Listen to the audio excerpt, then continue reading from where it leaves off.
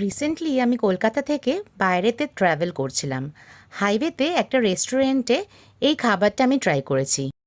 শেফের থেকে অনেক কষ্ট করে রান্নাটা জেনেছি, বিকজ সুপার টেস্টি ছিল রান্নাটা।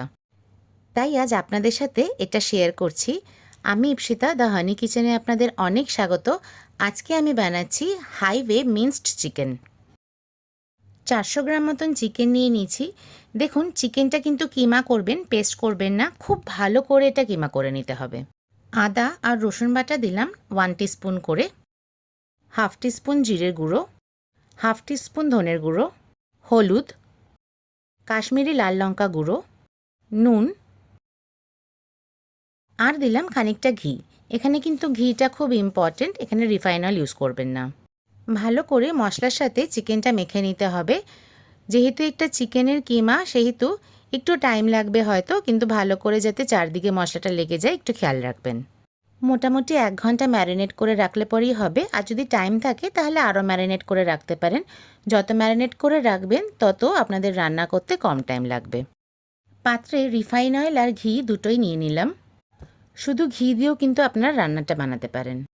একটা বড় সাইজের এখানে পেঁয়াজ কুচি দিয়েছি, সামান্য একটু নাড়াচাড়া করে নিতে হবে। এখন দিলাম 2টো শুকনো লঙ্কা আর একটা কাশ্মীরি লাল লঙ্কার পেস্ট। এটা দিলে সুন্দর একটা কালারও আসবে, আর যেহেতু লঙ্কা পেস্ট আলাদা করে ইউজ করিনি সেক্ষেত্রেও কাজে লাগবে। 30 সেকেন্ডস মতন এটাকে একটু ভেজে নিতে হবে। এখন ম্যারিনেট করা চিকেনটা দিয়ে দিতে হবে। আমি প্রায় 3 ঘন্টা মতন রেস্টে রেখেছিলাম। চিকেনটা দেওয়ার পরে প্রথমে একটু দলা মতনই থাকবে, এরকমভাবেই মশলার সাথে নাড়াচাড়া করে ঢাকা দিয়ে দেবেন। প্রায় 2 মিনিট পরে ফিরে আসলাম। দেখুন, এরকম ধরনের হয়ে যাবে, পুরো চিকেনটাই কিন্তু ছেড়ে গেছে আর এখন প্রচুর জল বেরিয়েছে। একটু জল জল মতন থাকা অবস্থাতেই দিয়ে দিতে হবে টক দই।